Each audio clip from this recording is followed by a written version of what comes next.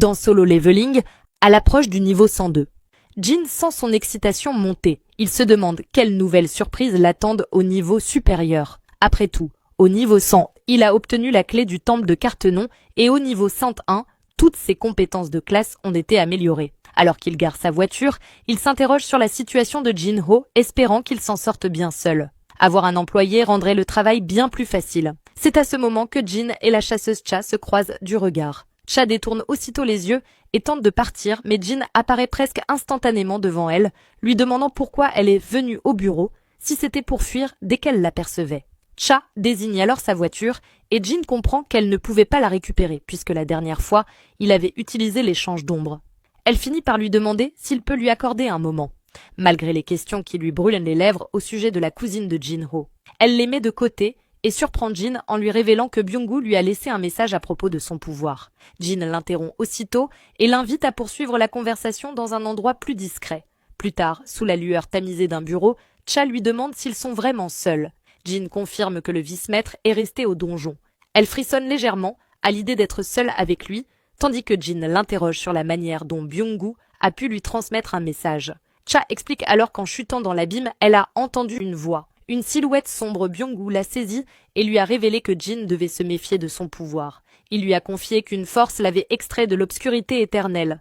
Pourtant, ce qui était revenu à la vie n'était pas vraiment lui. Il en conservait la volonté et la conscience, mais il se sentait comme un serviteur dévoué, incapable de remettre en question son existence, entièrement soumis à Jin-woo. Ce qui l'avait réellement terrifié, c'était la joie qu'il éprouvait en servant Jin. Cha lui avait alors demandé ce que cela signifiait. Byung-gu lui avait répondu que les pouvoirs de Jin étaient d'une puissance insondable et terrifiante et qu'il devait en être pleinement conscient.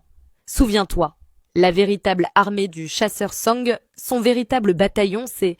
Et cet arc continue. Jin savoure un sandwich tout en réfléchissant au message de Cha. Est-ce vraiment vrai? Peu importe. Il a des priorités plus importantes, trouver la source de son pouvoir, pas juste devenir plus fort. Pendant ce temps, Jin-ho se remémore leurs anciens jours lorsqu'ils parcouraient ensemble des donjons de rang C. Il tente d'engager la conversation, mais Jin l'interrompt, préférant finir son repas avant de parler. Le vice-maître de guilde s'interroge alors, pourquoi Jin ne laisse-t-il pas ses ombres travailler seul? Jin explique qu'il perd de l'expérience s'il s'éloigne trop. Et puis, qui sait ce que ces zigotos feraient sans surveillance? Il en profite pour demander des nouvelles de Jinna après la rupture du donjon dans son école. Jin le rassure. Elle doit se reposer. Et il a laissé son garde le plus fiable à ses côtés. C'est alors qu'il se souvient d'un détail. Avec sa compétence stockage de l'ombre, maintenant au niveau 2, il a débloqué l'effet partage des sens. Désormais, il peut voir à travers les yeux de ses ombres. Il décide de jeter un œil. Beru est en train de jouer avec la télécommande, répétant des phrases de la télévision. Jinna dort paisiblement. Beru murmure mon roi en continuant d'élargir son vocabulaire. Jin surveille ensuite d'autres endroits. Sa mère qui fait des courses, Choi et Baek qui se disputent, et soudain, il tombe sur Cha en train de se baigner. Pris au dépourvu, il coupe immédiatement la connexion. Jin-ho, intrigué, lui demande s'il s'est assoupi. Gêné, Jin hésite à s'excuser et se demande s'il ne devrait pas inviter Cha à déjeuner, mais l'instant léger est vite interrompu. Jin-ho mentionne une porte de rang S apparue au Japon, avec moins de 3 jours avant la rupture du donjon. Des chasseurs du monde entier sont mobilisés. Jin a-t-il été contacté? Jin hausse un sourcil. Déjà? Pourtant personne ne l'a approché. De toute façon, il a autre chose en tête. Il jette un regard à la clé qu'il détient, cherchant des réponses. Qu'est-ce que tu es? Ce ne serait pas le moment de me parler? Pendant ce temps, au Japon, un chasseur de soutien de rang S fait son entrée, Yuri Orlov. Face à la guilde de Drossord, il examine les rapports et approuve l'évacuation des civils. Mais il pose une question qui glace l'assemblée. Seulement 6 chasseurs de rang S disponibles. Sugimoto acquiesce, expliquant que chaque guilde a besoin d'au moins un rang S pour gérer les portes de rang A. Yuri s'essuie la bouche, l'air dédaigneux. Pathétique, dit-il. Comment comptez-vous protéger votre pays ainsi? Il claque son verre sur la table et annonce son prix, 3,6 milliards de dollars par an, 10 millions par jour, et je tiendrai cette porte aussi longtemps que vous voudrez. Alors que cet idiot pense qu'il est le personnage principal, cet arc continue. Sugimoto est choqué par le prix astronomique demandé par Yuri Orlov pour ses services.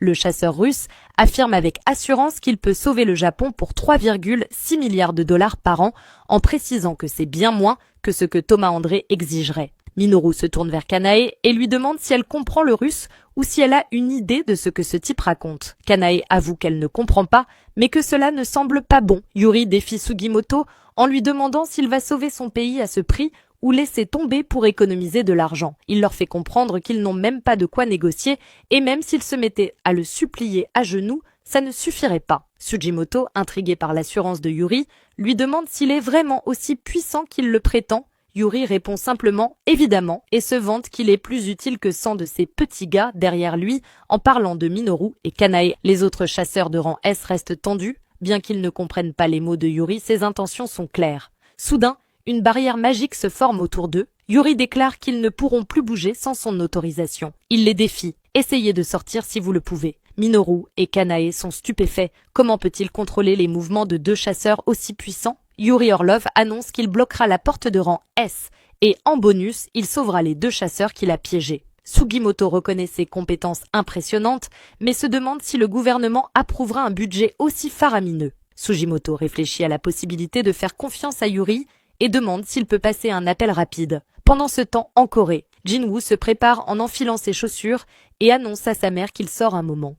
Inquiète, elle lui demande s'il y a quelque chose dont elle doit se soucier. Jin la rassure et lui dit qu'il a une promesse à tenir. Je reviens tout de suite. La clé du temple affiche moins d'1 minute. Quand le temps arrive à 0, Jin invoque la clé, révélant l'emplacement de la porte. À l'école de Gina, les agents de l'association sont choqués de voir qu'une porte est apparue 2 fois au même endroit. Heureusement, aucun étudiant n'est présent. Un agent tente d'arrêter une silhouette encapuchonnée, mais c'est Sang Jinwoo qui se révèle. Il demande depuis combien de temps la porte est ouverte. 3 jours. Jin panique. Il pensait que l'emplacement allait lui être révélé, mais il se rend compte que la porte est déjà apparue. L'agent lui explique que la porte est de rang C et que les chasseurs y sont entrés il y a environ 2 heures. Jinwoo prend les choses en main, il ordonne « Annulez le raid immédiatement ». L'équipe à l'intérieur est en grand danger, je n'ai pas le temps d'expliquer. Jinwoo rentre dans le double donjon, là où tout a commencé. L'équipe de raid fait face à une porte qu'ils sont incapables d'ouvrir, même avec de la magie. C'est à ce moment que Jinwoo apparaît, surprenant les chasseurs en les avertissant qu'ils sont tombés dans un piège. D'abord sceptiques, ils hésitent à le croire jusqu'à ce que l'un d'eux le reconnaisse, Jinwoo, le chasseur de rang S. Jin leur explique que ce donjon est extrêmement dangereux et qu'il va s'en occuper seul. Il leur conseille vivement de faire demi-tour. Mais lorsqu'il tente d'ouvrir la porte, le système lui indique qu'une clé est nécessaire. Jin la convoque immédiatement et l'utilise pour ouvrir la porte, laissant les chasseurs stupéfaits. Avant qu'ils ne puissent entrer, l'un d'eux proteste. Leur guilde a acheté les droits du raid, Jin n'a donc aucune autorité pour les renvoyer. Sans se laisser impressionner, Jin leur lance un défi. Ceux qui veulent entrer, faites-le à vos risques et périls. Le même chasseur décide de s'avancer. Mais dès qu'il franchit la porte, le système détecte qu'il n'est pas porteur de la clé. Une statue l'attaque instantanément. Jin réagit en un éclair, le saisissant et le tirant en arrière juste à temps pour lui éviter une mort certaine. Il se tourne ensuite vers les autres chasseurs et leur ordonne de partir immédiatement pour signaler la présence d'un double donjon à l'association des chasseurs. Puis, il entre seul dans la salle. La porte claque derrière lui, des torches s'illuminent, révélant de vieilles statues couvertes de mousse. C'est ici que tout a commencé. L'endroit lui semble familier, mais quelque chose a changé, il comprend rapidement. Ces statues ne sont ni des démons, ni des êtres vivants. Elles sont contrôlées par une force invisible. Un seul point émet de l'énergie magique. Alors, c'était toi. Son regard se pose sur la statue ailée tenant un parchemin sacré. D'une voix froide, Jin exige des explications. « Te voilà, enfin !» répond la statue avec un sourire inquiétant. Alors que Jin est sur le point de découvrir toute la vérité sur son pouvoir, cet arc continue. Abonne-toi pour la suite.